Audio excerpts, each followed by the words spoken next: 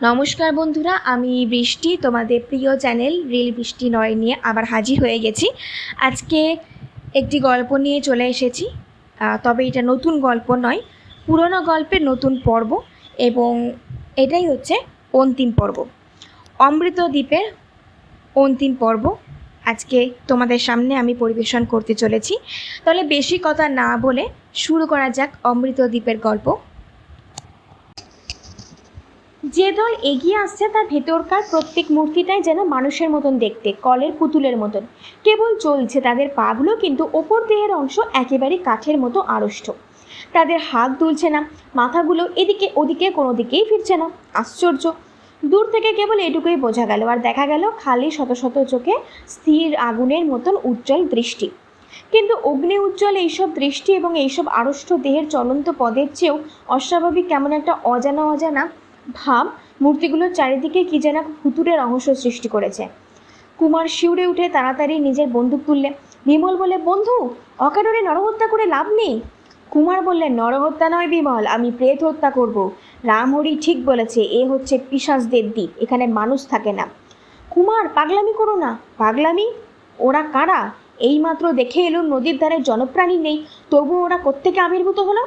ওরা মাটি খুঁড়ে গজিয়ে উঠলো, না আকাশ থেকে খসে পড়লো? ওদের আর কাছে আসতে দেওয়া উচিত নয়। বন্দুক ছোড়ো বিমল, বন্দুক ছোড়ো। বিমল ঘাড় নেড়ে বললে, কি হবে বন্দুক ছুড়ে? ওরা যদি একসঙ্গে আক্রমণ করে তাহলে বন্দুক ছুড়েও আমরা আত্মরক্ষা করতে পারবো না। উল্টে বন্দুকের শব্দে সজাগ হয়ে দ্বীপের সমস্ত বাসিন্দা এদিকে ছুটে আসতে পারে। জয়ন্ত চমৎকৃত স্বরে বললে, বিমলবাবু, এ কি আশ্চর্য ব্যাপার! প্রায় 500 লোক মাটির ওপরে একসঙ্গে পা ফেলে এগিয়ে আসছে, তবুও কোনো রকম পায়ের আওয়াজই শোনা যাচ্ছে না। এও কি সম্ভব? না আমরা কি কালা হয়ে গেছি? কুমার বললে, বিমল বিমল, তবে কি বিনা বাধায় আমাদের আত্মসমর্পণ করতে হবে? না বন্ধু, এতে আমি রাজি নই। বিমল বললেন, না, আত্মসমর্পণ করব কেন? আমরা ছুটে ওই বনের ভেতরে গিয়ে ঢুকবো। তবে ছোট, ওরা যে এসে পড়লো। জয়ন্ত বললে, কিন্তু যারা গান গাইছে তারা ওই বনের ভেতরেই আছে। শেষকালে যদি আমরা দুদিক থেকে আক্রান্ত হই? বিমল চটপট চারিদিকে চোখ বুলিয়ে নিয়ে বললে, মূর্তিগুলো আসছে পশ্চিম দিক থেকে, আর গানের আওয়াজ আসছে পূর্ব দিক থেকে। পূর্ব দক্ষিণ কোণেও রয়েছে বন। চলুন আমরা ওই দিকেই দৌড় দিই। পূর্ব দক্ষিণ কোণ লক্ষ্য করে তিনজনে বেগে দৌড়তে লাগলো। খানিকক্ষণ পরে বন ও মাঠের সীমারেখায় এসে দাঁড়িয়ে পড়ে তারা আর একবার পিছন ফিরে তাকিয়ে দেখল। সেই বিচিত্র মূর্তি বৃহৎ দল দ্রুতবেগে তাদের অনুসরণ করেনি, তাদের গতি একটুও বাড়েনি। তারা যেমনভাবে অগ্রসর হচ্ছিল এখনও ঠিক সেইভাবেই এগিয়ে আসছে যেন। তাদের কোনো তাড়া নেই। তফাতের মধ্যে খালি এই, এখন তারা আসছে পূর্ব দক্ষিণ দিকে। বিমল আশ্চর্য হয়ে বললে, ওরা যে আমাদের পেছনে পেছনে আসছে সে বিষয়ে কোনো সন্দেহ নেই, কিন্তু ব্যাপার কি হলো? কুমার, ওরা তো একটুও তাড়াহুড়ো করছে না। রাহু যেমন নিশ্চয়ই চাঁদকে গ্রাস করতে পারবে জেনে এগোতে থাকে, ধীরে ধীরে ওরাও অগ্রসর হচ্ছে সেইভাবে। যেন ওরা জানে যত জোরেই চালায় ওদের কেবল আমাদের ওপরই নজর রয়েছে, আর ওদের কবল থেকে কিছুতেই আমরা পালাতে পারবো না। কুমার বললে, ওদের ধরন ধারণ দেখলে মনে হয় যেন নিশ্চিত মৃত্যুর দল মূর্তি ধারণ করে নিঃশব্দে এগিয়ে আসছে আমাদের দিকে। জয়ন্ত বললে, ওরা কারা তা জানি না, কিন্তু আমাদের এখানে দাঁড়িয়ে থাকা উচিত নয়। বিমল বললে, এখন দেখছি সঙ্গীতের জাহাজে রেখে এসে ভালো কাজ করিনি। এই রহস্যময় দ্বীপে অদৃষ্টে কী আছে জানি না, কিন্তু চলুন আমরা বনের ভেতরে গিয়ে ঢুকি। আর এক দৌড়ে তারা মাঠ ছেড়ে বনের ভেতরে গিয়ে পড়ল। বন সেখানে খুব ঘন নয়। গাছগুলোর তলায় তলায় ও ফাঁকে ফাঁকে দেখা যাচ্ছে খানিক কালো আর খানিক আলোর খেলা। ঝোপঝাড়ের মাঝখান দিয়েও ফুটে উঠেছে আলো কালো মাখা পথের রেখা, এবং দূর থেকে তখনও ভেসে আসছিল সেই বিচিত্র সঙ্গীতের টান। কুমার বললে, এখন আমরা কোন দিকে যাব? বিমল বললে, পূর্ব দক্ষিণ দিকে আরও খানিক গিয়ে তারপর আবার আমরা নদীর দিকে ফেরবার চেষ্টা করব। বিমলের মুখের কথা শেষ হতেই সারা অরণ্য যেন চমকে উঠল কি এক পৈশাচিক হো হো অট্টহাস্যে। তাদের আশপাশ সম্মুখ পিছন থেকে ছুটল হাসির হরর পর হাসির হররা। সে বিকট হাসির স্রোত বইছে যেন পায়ের তলা দিয়ে। সে হাসি যেন ঝরে ঝরে পড়ছে শূন্য তল থেকে। সে হাসির ধাক্কায় যেন চঞ্চল হয়ে উঠল বন্যব্যাপী আলোর রেখা, কালোর রেখা। বিমল, কুমার ও জয়ন্ত বিভ্রান্তের মতো চতুর্দিকে ঘুরে ফিরে তাকাতে লাগলো, কিন্তু কোনো দিকেই দেখা গেল না জনপ্রাণীকে। জয়ন্ত বললে, কারা হাসে? কোথা থেকে হাসে? কেন হাসে? কুমার ও বিমল কখনো পাগলের মতো এ গাছের ও ও গাছের দিকে ছুটে যায়, কখনো ডাইনের কখনো বাঁয়ের ঝোপঝাড়ের ওপরে বন্দুকের কুঁদো দিয়ে বারবার আঘাত করে, কিন্তু কোথাও কেউ নেই। অথচ অট্ট অট্ট হাসির তরঙ্গের পর তরঙ্গ আসছে প্রতি ঝোপের ভেতর থেকে, প্রতি গাছের আড়াল থেকে। এ অদ্ভুত হাসির জন্ম যেন সর্বত্রই। যেমন আচম্বিতে জেগেছিল, তেমনি হঠাৎ আবার থেমে গেল হাসির হুল্লোড়। কেবল শোনা যেতে লাগলো সুদূরের সঙ্গীত লহরী। বিমল কান পেতে শুনে বললে, জয়ন্তবাবু, এবারে কেবল গান নয়, আর একটা শব্দ শুনতে পাচ্ছেন? জয়ন্ত বলে, বনময় ছড়ানো শুকনো পাতার উপরে পড়ছে যেন তালে তালে শত শত পা। বোধহয় মাঠের বন্ধুরা বনে ঢুকছে, কিন্তু এবারে তারা আর নিঃশব্দে আসছে না। বিমল বললে, ছোট কুমার, যত জোরে পারো ছোট। আবার জাগ্রত হলেও বহু কণ্ঠে সেই ভীষণ অট্টহাস্য। কুমার বললে, কিন্তু কোন দিকে ছুটবো বিমল? দূরের শত্রুদের পদশব্দ, আশেপাশে শত্রুদের পাগলা হাসির ধুম, চারিদিকে অদৃশ্য শত্রু। কোন দিকে যাব ভাই? সামনের দিকে, সামনের দিকে। শত্রুরা দৃশ্যমান হলেই বন্দুক ছুটবে। তিনজনে আবার ঊর্ধ্বশ্বাসে দৌড়তে লাগলো এবং তাদের সঙ্গে সঙ্গে ছুটতে লাগলো যেন সেই বেয়ারা হাসির আওয়াজ। এইটুকুই কেবল বোঝা গেল যে তাদের এপাশে ওপাশে পেছনে জাগ্রত অট্ট হাসি থাকলেও সামনের দিকে হাসি এখন একেবারেই নীরব। যেন সে অপার্থিব হাসি তাদের সম্মুখের পথ রোধ করতে চায় না, যেন কারা তাদের ওই দিকেই তাড়িয়ে নিয়ে যেতে চায়। প্রায় 12-13 মিনিট ধরে তারা ছুটে চলল এইভাবে, এবং এরই মধ্যে সেই হাসির স্রোত বন্ধ হলো না একবারও। তারপরেই থেমে গেল হাসি, শেষ হয়ে গেল বনের পথ, এবং সামনেই দেখা গেল পথ জুড়ে দাঁড়িয়ে আছে এক উঁচু প্রাচীর। কুমার হতাশভাবে দাঁড়িয়ে পড়ে বললে, সামনের পথ বন্ধ, এখন আমরা কি করব? বিমল ও জয়ন্ত উপায়হীনের মতো এদিকে ওদিকে তাকাতে লাগলো।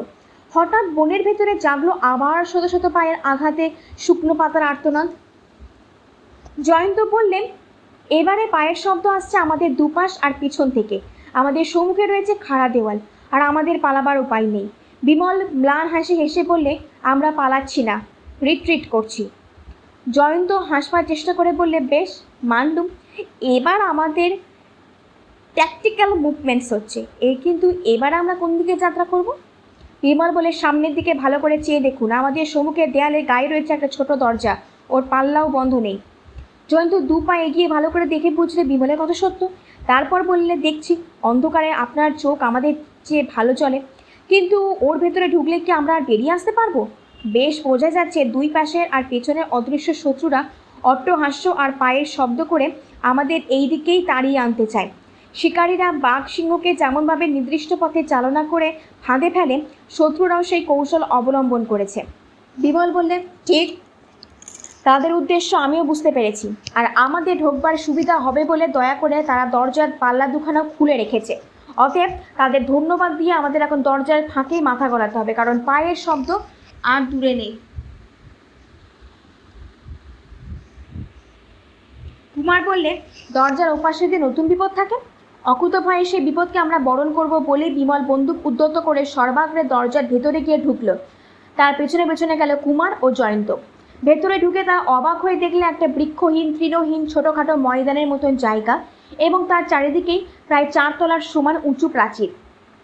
হঠাৎ দেখলে মনে হয় যেন সর্বহারা মরুভূমির খাঁ খাঁ করা ভয়াল স্তব্ধতাকে সেখানে কেউ প্রাচীর তুলে কয়েদ করে রেখেছে।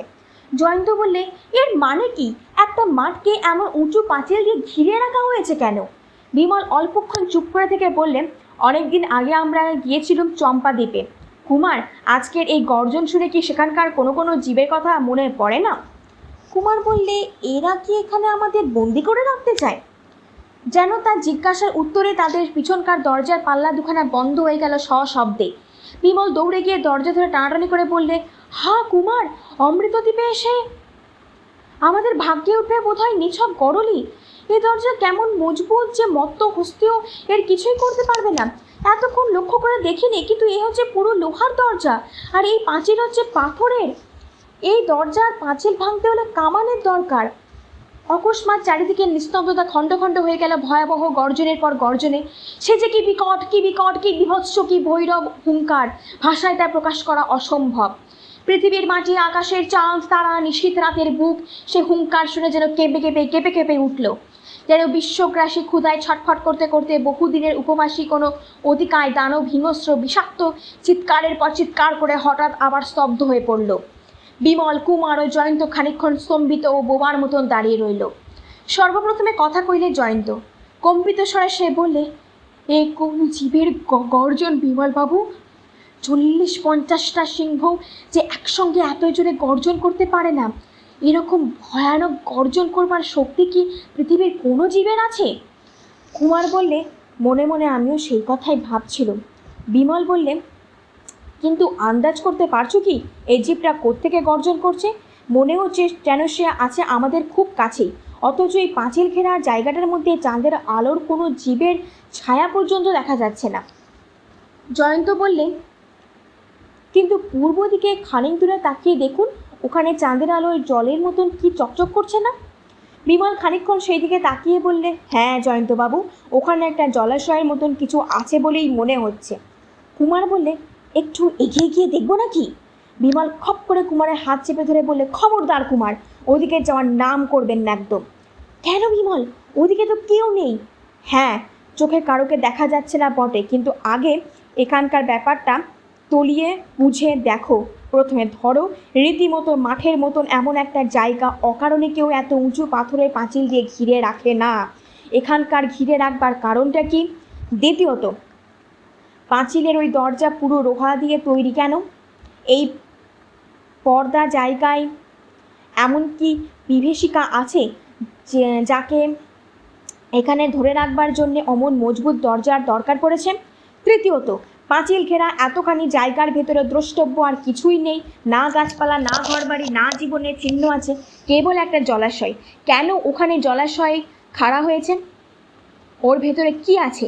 আমাদের খুব কাছে এখনই যে দানব জানোয়ারটা বিষম গর্জন করলে, কে বলতে পারে সে ওই জলাশয়ে বাস করছে কিনা?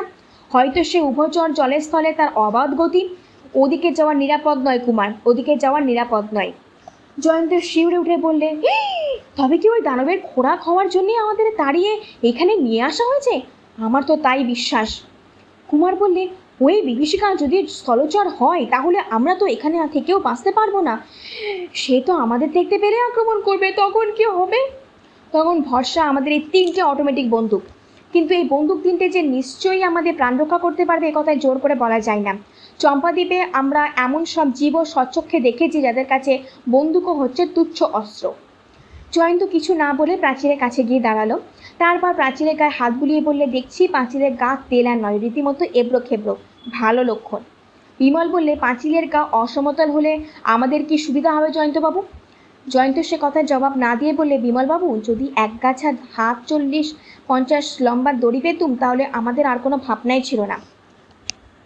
বিমল বিস্মিত হয়ে বললে, দড়ি? দড়ি দিয়ে কি করবেন? দড়ি তো আমাদের কাছেই আছে।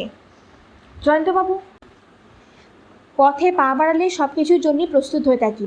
আমাদের দুজনের পাশে ঝুলছে এই যে 2টো ব্যাগ, এর মধ্যে আছে দস্তুর মতো সংসারের এক একটি ক্ষুদ্র সংস্করণ। আমার ব্যাগে আছে 60 হাত ম্যানিলা দড়ি, জানেন তো, দেখতে সরু হলেও ম্যানিলা দড়ি দিয়ে সিংহকেও বেঁধে রাখা যায়। জয়ন্ত বলে, উত্তম। আর চাই একটা হাতুড়ি আর এক গাছা হুঁক। ও 2টি জিনিস আছে কুমারের ব্যাগে। চমৎকার, তাহলে আমার সঙ্গে আসুন। আমি চাই 4 পাঁচিলের একটা কোণ বেছে নিতে, সেখানে গেলে হাত বাড়িয়ে পাবো দুদিকের দেওয়াল। জয়ন্ত পায়ে পায়ে এগুলো। কিছুই বুঝতে না পেরে বিমল ও কুমারও চলল তার পেছনে পেছনে। প্রাচীরের পূর্ব উত্তর কোণে গিয়ে দাঁড়িয়ে জয়ন্ত বললেন, এইবারে দড়ি আর হুঁক আর হাতুড়ি নিয়ে আমি উঠব পাঁচিলের ওপরে। তারপরে টঙে গিয়ে 2খানা পাথরের জোরের মুখে হুঁক বসিয়ে তার সঙ্গে দড়ি বেঁধে নিচে ঝুলিয়ে দেব। তারপর আপনারা দুজনেও একে একে দড়ি ধরে ওপরে গিয়ে উঠবেন। তারপর সেই দড়ি বেয়েই পাঁচিলের ওপারে পৃথিবীর মাটিতে অবতীর্ণ হতে বেশিক্ষণ লাগবে না। বিমল খিলখিল করে হেসে উঠলে, বাহ, সবই তো জলের মতন বেশ বোঝা গেল, কিন্তু জয়ন্তবাবু, প্রথমে বিড়ালের গলায় ঘণ্টা বাঁধবে কে? অর্থাৎ পাঁচিলের টঙে গিয়ে চড়বে কে? আপনি, না আমি, না কুমার? দুঃখের বিষয়, আমরা কেউ এই টিকটিকির মূর্তি ধারণ করতে পারি না। জয়ন্ত বললে, বিমলবাবু, আমি ঠাট্টা বা আকাশকুসুম চয়ন করছি না। কিছুকাল আগে নিউ ইয়র্ক টাইমসে আমি কারাগার থেকে পলায়নের এক আশ্চর্য খবর পড়েছিলাম। কাল্পনিক নয়, সম্পূর্ণ সত্য কাহিনী। আমেরিকার এক নামজাদা খুনে ডাকাতকে সেখানকার সবচেয়ে সুরক্ষিত জেলখানায় বন্দি করে রাখা হয়। সে জেল ভেঙে কোনো বন্দি কখনো পালাতে পারেনি। তার চারিদিকে ছিল অত্যন্ত উঁচু পাঁচিল, কিন্তু ওই ডাকাতটা এক অদ্ভুত উপায়ে সেই পাঁচিলও পার করে পালিয়ে গিয়েছিল। উপায়টা যে কি, মুখে বললে আপনারা তা অসম্ভব বলে মনে করবেন, আর খবরটা প্রথমে পড়ে আমিও অসম্ভব বলেই ভেবেছিলাম, কিন্তু কিছুদিন ধরে অভ্যাস করবার পর আমিও দেখলাম না, উপায়টা দুঃসাধ্য হলেও অসাধ্য নয়। তবে সাধারণ মানুষের পক্ষে এই উপায়টা চিরদিনই অসম্ভব হয়ে থাকবে বটে, কারণ এই উপায় যে অবলম্বন করবে তার পক্ষে দরকার কেবল হাত পায়ের কৌশল নয়, অসাধারণ দেহের শক্তিও। বিমল কৌতূহলে প্রদীপ্ত হয়ে বললে, জয়ন্তবাবু শিগগিরই বলুন সে উপায়টা কি? জয়ন্ত বললে, উপায়টা এমন ধারণাতে যে মুখে বললে আপনারা বিশ্বাস করবেন না, তার চেয়ে এই দেখুন, আপনাদের চোখের সম্মুখে আমি নিজেই সেই উপায়টা অবলম্বন করছি বলেই সেই দুই দিকের প্রাচীর যেখানে মিলেছে সে। তারপর বিমল ও কুমার যে অবাক করা ব্যাপারটা দেখলে কোনোদিনই সেটা তার সম্ভবপর বলে মনে করেনি। জয়ন্ত কোণে গিয়ে দুই দিকে প্রাচীরে দুই হাত ও দুই পা রেখে কেবল হাত ও পায়ের ওপরে প্রবল চাপ দিয়ে অপর দিকে উঠে যেতে লাগলো, প্রায় অনায়াসেই। বিপুল বিস্ময়ে নির্বাক ও রুদ্ধশ্বাস হয়ে তারা বিস্ফারিত চোখে অপর পানে তাকিয়ে রইল। জয়ন্ত যখন প্রাচীরের উপর পর্যন্ত পৌঁছল, বিমল উচ্ছ্বসিত কণ্ঠে তারিফ করে বললে, সাধু জয়ন্তবাবু সাধু, আপনি আজ সত্য করে তুললেন ধারণাতীত স্বপ্নকে। ঠিক সেই সময় জাগলো আবার চারিদিক কাঁপয়ে ও ধ্বনিত প্রতিধ্বনিত করে কোনো অজ্ঞাত দানবের বিভীষণ হুঙ্কার। সে যেন সমস্ত জীবজগতের বিরুদ্ধে প্রচণ্ড প্রতিবাদ, সে যেন বিরাট বিশ্বের বিরুদ্ধে যুদ্ধ ঘোষণা। জয়ন্ত তখন প্রাচীরের ওপরে উঠে বসে হাঁপ নিচ্ছে, কিন্তু এমন ভয়ানক সে চিৎকার যে চমকে উঠে সে আরেকটু হলেই টলে নিচে পড়ে যাচ্ছিল। তাড়াতাড়ি দুই হাতে প্রাচীর চেপে ধরে সরোবরের দিকে সভয়ে তাকিয়ে দেখলে, বিমলের অনুমানই ঠিক। একটু আগে যারা আজগুবি হাসছিল তারা দেখা দেয়নি বটে, কিন্তু এখন যে হুঙ্কারের পর হুঙ্কার ছাড়ছে সে আর অদৃশ্য হয়ে নেই। চাঁদ তখন পশ্চিম আকাশে এবং পশ্চিম দিকের উঁচু প্রাচীরের কালো ছায়া এসে পড়ে সরোবরের আধা আধি অংশ করে তুলেছে অন্ধকারময়, এবং সেই অন্ধকারের ভেতর থেকে বেরিয়ে পড়ে অন্ধকারেরই একটা জীবন্ত অংশের মতো কি যে সে কিম্ভূত কিমাকার বিপুল মূর্তির খানিকটা আত্মপ্রকাশ করেছে। দূর হতে স্পষ্ট করে তা বোঝা গেল না, কিন্তু তার প্রকাণ্ড দেহটা সরোবরের জ্যোৎস্নায় উজ্জ্বল অংশের ওপরে ক্রমে আরও প্রকাণ্ড হয়ে উঠতে লাগলো। তবে কি সে তাদের দেখতে পেয়েছে? সে কি এগিয়ে আসছে জল ছেড়ে ডাঙায় উঠবার জন্যে? জয়ন্ত অত্যন্ত ব্যস্তভাবে প্রাচীরে পাথরের ফাঁকে হুক বসিয়ে ঠকাঠক হাতুড়ি ঘা মারতে লাগলো। নিচে থেকে বিমল অধীর স্বরে চিৎকার করে বললে, ও আমাদের দেখতে পেয়েছে, ও আমাদের দেখতে পেয়েছে, জয়ন্তবাবু দৌড়ি দৌড়ি। কুমার ফিরে সচকিত চোখে দেখলে প্রায় 80 ফুট লম্বা ও 35-40 ফুট উঁচু একটা বিরাট কালো দেহ মূর্তিমান দুঃস্বপ্নের মতো সরোবরের তীরে বসে সশব্দে প্রচণ্ড গা ঝাড়া দিচ্ছে। ওপর থেকে ঝপাং করে এক কাঁচা দড়ি নিচে এসে পড়ল। কুমার এস্ত স্বরে বললে, লাউজুর ভক্তরা কি একে ড্রাগন বলে ডাকে? বিমল দড়ি চেপে ধরে বলল, চুলোয় চাঁদ নাউজুর ন ভক্তরা, এখন নিজে প্রাণ বাঁচাও, তাড়াতাড়ি আমার সঙ্গে দড়ি ধরে ওপরে উঠে এসো। তারা একে একে প্রাচীরের ওপারে মাটির ওপরে গিয়ে নেমে আড়ষ্টভাবে শুনলে ওধার থেকে ঘন ঘন জাগছে মহাব্রুধ দানবের হতাশ হুঙ্কার। সে নিশ্চয়ই চারিদিকে মুখে গ্রাস খুঁজে বেড়াচ্ছে, কেননা তার বিপুল দেহের বিষম দাপাদাপি চোটে প্রাচীরের এপাশের মাটিও কেঁপে উঠছে থরথর করে। কুমার শান্তের মতন কপালে ঘাম মুছতে মুছতে বললে, দানবটা আরেক মিনিট আগে আমাদের দেখতে পেলে আমরা আর বাঁচতুম না। বিমল গম্ভীর স্বরে বললে, এখনও আমাদের বাঁচবার সম্ভাবনা নেই কুমার, ডাইনে বাঁয়ে সামনের দিকে চেয়ে দেখো। সর্বনাশ! আবার সেই অপার্থিব দৃশ্য। তারা দাঁড়িয়ে আছে প্রান্তরের মতন একটা স্থানে, এবং সেই প্রান্তরের যেদিকে তাকানো যায় সেই দিকেই চোখে পড়ে কলে চলা পুতুলের মতন তলে তলে মানুষ মূর্তি অর্ধচন্দ্রাকারে এগিয়ে আসছে, তাদের দিকে এগিয়ে আসছে নীরব নিঃশব্দ নিষ্ঠুর সব মূর্তি। পেছনে প্রাচীর এবং সামনে ও দুই পাশে রয়েছে এই অমানুষিক মানুষের দল। এবারে আর পালাবার কোনো পথ খোলা নেই। জয়ন্ত অবসন্নের মতো বসে পড়ে বললে, আর কোনো চেষ্টা করা বৃথা। সে ভয়ানক অর্ধচন্দ্র বুঝছ এমনভাবে 3 দিক আগলে এগিয়ে আসছে যে মুক্তিলাভের কোনো পথই আর খোলা রইল না। বুঝছ যারা গঠন করেছে তাদের দিকে তাকালেও বুক করতে থাকে ছ্যাঁত ছ্যাঁত। তারা মানুষ না অমানুষ? তারা যখন মাঠের ওপরে পদ সঞ্চালন করে অগ্রসর হচ্ছে তখন তাদের জ্যান্ত মানুষ বলেই না মেনে উপায় নেই, কিন্তু দেখলে মনে হয় যেন দলে দলে কবরের মরা হঠাৎ কোনো মোহিনী মন্ত্রে পদচালনা করবার শক্তি অর্জন করেছে। এবং এবারেও সবাই লক্ষ্য করলে যে কেবল 2 পা ছাড়া তাদের প্রত্যেকেরই অন্যান্য অঙ্গ প্রত্যঙ্গ ঠিক যেন মৃত্যু আড়ষ্ট হয়ে আছে।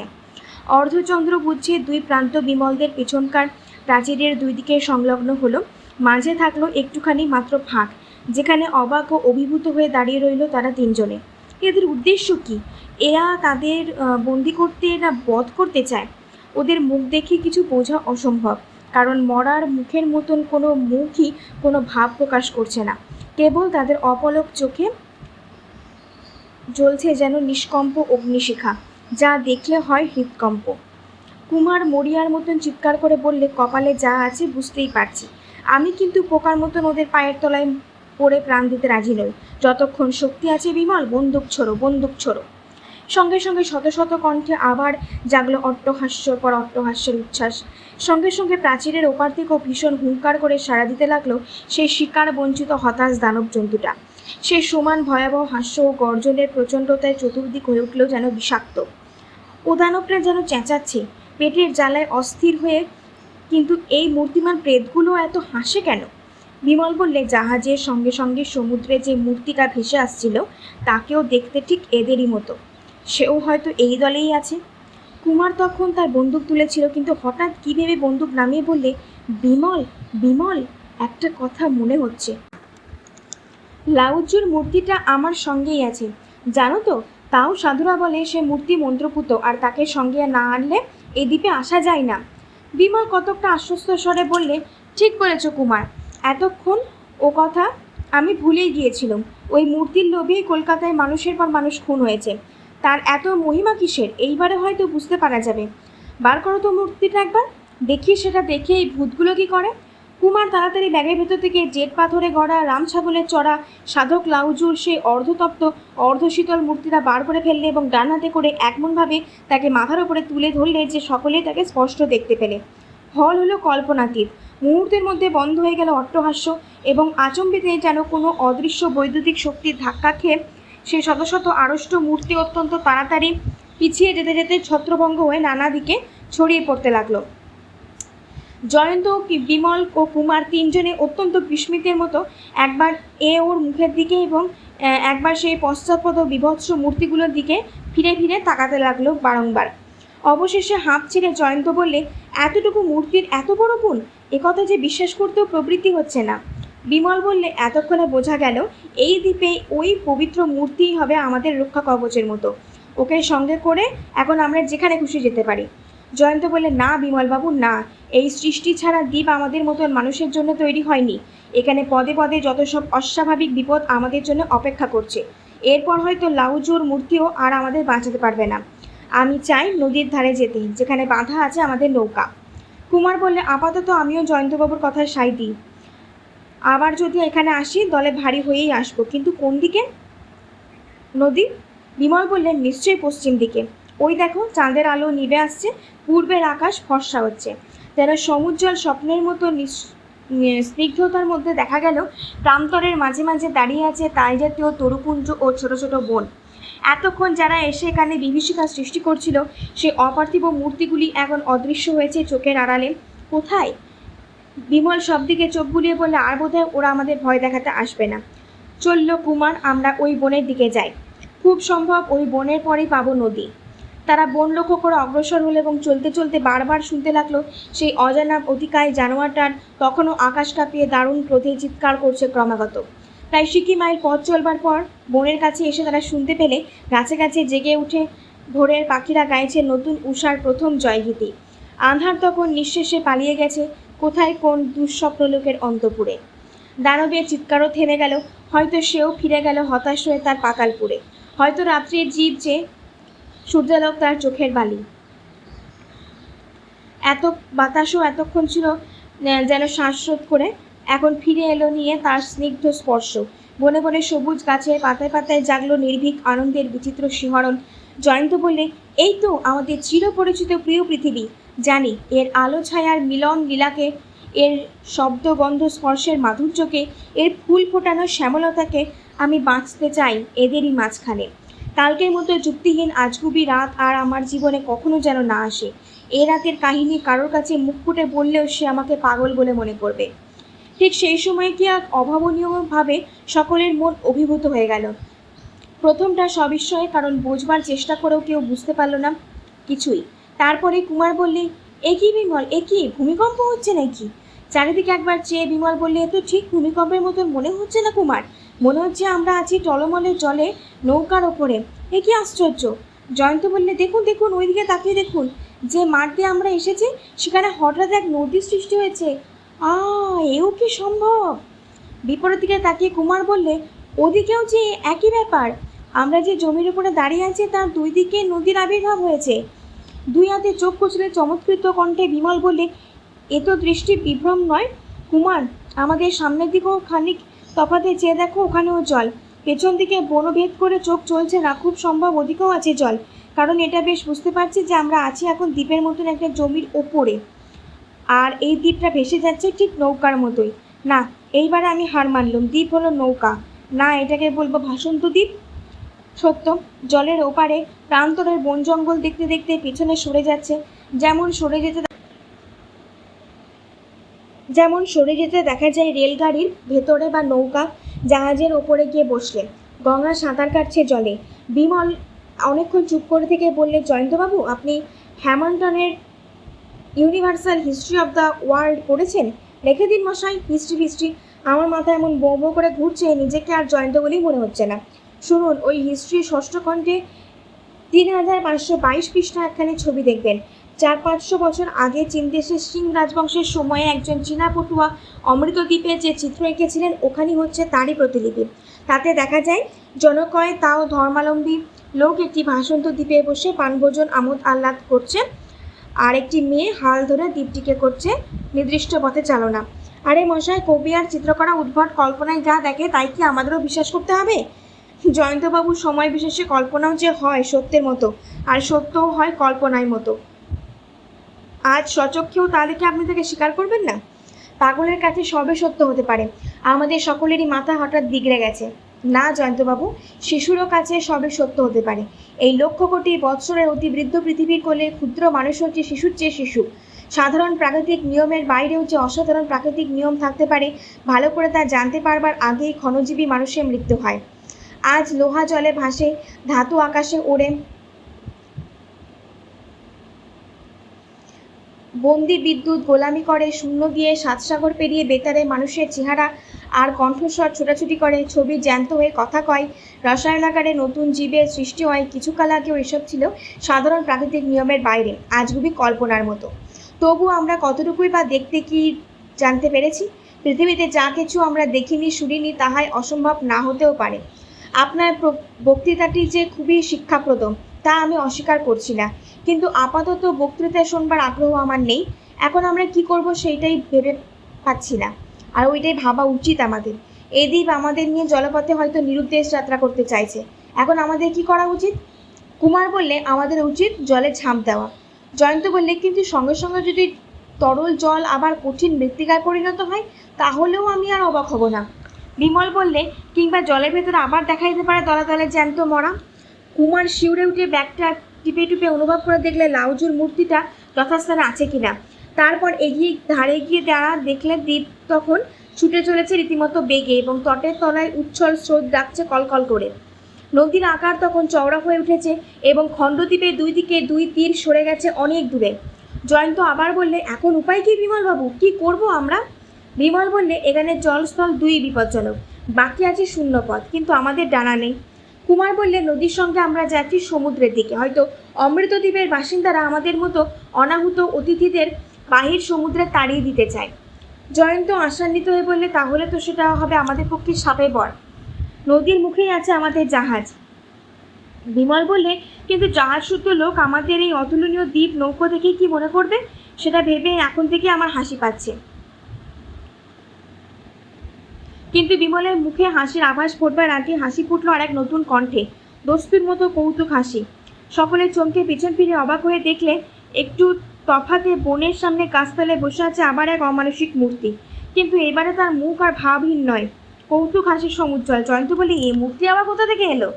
বিমল বললে, যেখান থেকে আসুক এর চোখে মুখে বিভীষিকার চিহ্ন নেই, এ হয়তো আমাদের ভয় দেখাতে আসেনি। মূর্তি পরিষ্কার ইংরেজি ভাষায় বললে, কে তোমরা? পড়েছো ইংরেজি পোশাক, কিন্তু দেখছি তোমরা ইংরেজ নও। বিমল দুই পা এগিয়ে বললে, তুমি যেমন চীনা হয়েও ইংরেজি বলছো, আমরাও তেমনি ইংরেজি পোশাক পরেও জাতে ভারতীয়। ঋষি বুদ্ধদেবের দেশ থেকে তোমরা প্রভু লাউজু দেশে এসেছো কেন? তোমরা কি জানো না এদেশ হচ্ছে পৃথিবীর স্বর্গ? এখানে বাস করে আমার মতন অমরেরা, জলে স্থলে শূন্যে যাদের অবাধ গতি। এখানে নশ্বর মানুষের প্রবেশ নিষিদ্ধ।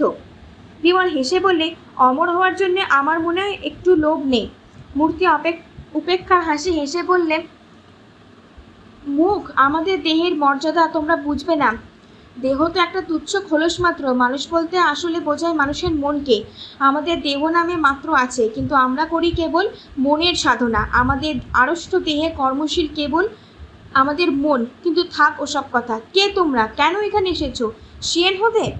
না, তোমাদের দেখবার পর আর অমর হওয়ার স্বাদ নেই। আমরা এখানে বেড়াতে এসেছি। বেড়াতে? এটা নশ্বর মানুষের বেড়াবার জায়গা নয়। জানো, তোমাদের মতো আরও কত কৌতূহলী এখানে বেড়াতে এসে মারা পড়েছে আমাদের হাতে। সেটা তোমাদের অভ্যর্থনার পদ্ধতি দেখেই বুঝতে পেরেছি। কেবল আমাদের মারতে পারোনি কারণ সে শক্তি তোমাদের নেই। মূর্খ, তোমাদের বধ করতে পারি এই মুহূর্তে। কেবল প্রভু লাউজুর পবিত্র মূর্তি তোমাদের সঙ্গে আছে বলেই এখনও তোমরা বেঁচে আছো। ও মূর্তি কোথায় পেলে? সে খবর তোমাকে দেব না। তোমরা কি তাও ধর্মে দীক্ষা নিয়েছো? না, আমরা হিন্দু, তবে সাধক বলে লাউজুকে আমরা শ্রদ্ধা করি। কেবল মুখের শ্রদ্ধা ব্যর্থ। তোমাদের মন অপবিত্র। প্রভু লাউজুর মূর্তির মহিমায় তোমাদের প্রাণ রক্ষা হলো বটে, কিন্তু এখানে আর তোমাদের ঠাঁই নেই। শীঘ্রই চলে যাও এখান থেকে। খুব লম্বা হুকুম তো দিলে। এই জ্যান্ত মরার মুল্লুক থেকে চলেও যেতে চাই, কিন্তু যাই কেমন করে? কেন? আগে ছিল মাঠে, তারপর মাঠ হলো জলের ঘেরা দ্বীপ, তারপর দ্বীপ হলো এক আশ্চর্য নৌকা। খুব মজার ম্যাজিক দেখিয়ে আরব্য উপন্যাসকেও তো লজ্জা দিলে বাবা। এখন দয়া করে দ্বীপ নৌকাকে আবার স্থলের সঙ্গে জুড়ে দাও দেখি। আমরাও ঘরের ছেলে ঘরে ফিরে যাই। তোমার সুবুদ্ধি দেখে খুশি হলুম। দ্বীপের পূর্ব দিকে চেয়ে দেখো। সকলে বিপুল বিস্ময়ে ফিরে দেখলে ইতিমধ্যে কখন যে দ্বীপের পূর্ব প্রান্ত আবার মাঠের সঙ্গে জুড়ে এক হয়ে গেছে তারা কেউ জানতেও পারেনি। স্থির মাটি পায়ের তলায় আর টলমল করছে না। এতক্ষণ পরে বিমল শ্রদ্ধাপূর্ণ স্বরে বললে, তোমাকে শত শত ধন্যবাদ। এখান থেকে সোজা পশ্চিম দিকে গেলেই দেখবে নদীর ধারে তোমাদের নৌকো বাঁধা আছে। যাও। পর মুহূর্তে আর এক অদ্ভুত দৃশ্য। সে উপবিষ্ট মূর্তি আচম্বিতে বিনা অবলম্বনে শূন্যে ঊর্ধ্ব দিকে উঠল এবং তারপর ধনুক থেকে ছোড়া তীরের মতন বেগে বনের ওপর দিয়ে কোথায় চোখের আড়ালে মিলিয়ে গেল। কুমার হতভম্বের মতন বললে, কি দেখলুম বিমল, কি দেখলুম, কি দেখলুম? বিমল বললে, আমি কিন্তু এই শেষ ম্যাজিকটা থেকে আশ্চর্য বলে মনে করছি না। জয়ন্ত বলে, বিমলবাবু, তাহলে আপনার কাছে আশ্চর্য বলে কোনো কিছুই নেই? জয়ন্তবাবু, আপনি কি সে অদ্ভুত ইংরেজি কথা শোনেননি? টলস্টয়, থ্যাকারের সঙ্গে আরও অনেক বিশ্ববিখ্যাত লোক স্বচক্ষে দেখে যার বর্ণনা করে গেছেন। তিনি সাধকও নন, জাদুকরও নন, আমাদেরই মতন সাধারণ মানুষ, কিন্তু তার দেহ শূন্যে উঠে এক জানলা দিয়ে শূন্যপথে আবার ঘরের ভিতরে ফিরে আসতো। দোহাই মশাই, দোহাই, আর নতুন নতুন দৃষ্টান্ত দিয়ে অসম্ভবে স্বাভাবিক ব্যাখ্যা করবেন। আপনাদের অ্যাডভেঞ্চারে আমার ধারণার বাইরে। এখানকার মাটিতে আর 5 মিনিট দাঁড়ালেও আমার হৃদযন্ত্রের ক্রিয়া বন্ধ হয়ে যেতে পারে। মাঠ আবার দ্বীপ হওয়ার আগেই ছুটে চলুন নৌকার খোঁজে। সকলে পশ্চিম দিকে অগ্রসর হলো। পূর্বাকাশে রংমহলে প্রবেশ করেছে তখন নবীন সূর্য। নদীর জল যেন গলানো সোনার ধারা। নৌকো যথাস্থানেই বাঁধা আছে। অমৃতদ্বীপের আরও কত রহস্য অমৃতদ্বীপের ভেতরেই রেখে তারা খুলে দিল নৌকার বাঁধন। তোমাদের যদি এই গল্পটি ভালো লেগে থাকে তাহলে প্লিজ অবশ্যই লাইক, কমেন্ট এবং প্রচুর প্রচুর শেয়ার করো। আর অবশ্যই চ্যানেলটাকে সাবস্ক্রাইব করে তোমাদের প্রিয় বন্ধু বৃষ্টির পাশে থেকো এবং রিল বৃষ্টি রয় চ্যানেলের পাশে থেকেও এই পরিবারটাকে আরও অনেক বড় করে তোলো। তোমরা আমার পাশে থাকলে আমি অনেক উৎসাহ পাবো এই অডিও স্টোরিগুলো শোনানোর এবং ভ্লগ বানানোর। তো বন্ধুরা, তোমাদেরকে আমি রিকোয়েস্ট করব এই অডিও স্টোরি এবং আমার বানানো ভ্লগ, মিনি ভ্লগ, বিভিন্ন রিলস, শর্টস, সমস্ত কিছু তোমাদের যদি খুব ভালো লেগে থাকে তাহলে প্লিজ চ্যানেলটাকে অবশ্যই সাবস্ক্রাইব করো এবং প্রচুর প্রচুর লাইক, কমেন্ট এবং শেয়ার করে ভরিয়ে দাও, উৎসাহ দাও। তবে আমি তোমাদেরকে আরও অনেক উপহার হিসেবে এই গল্পগুলো দিতে পারবো। তো চলো বন্ধুরা, আজকের মতো বিদায় নিচ্ছি। আবার খুব শিগগিরই চলে আসবো তোমাদের অন্য গল্প শোনাতে।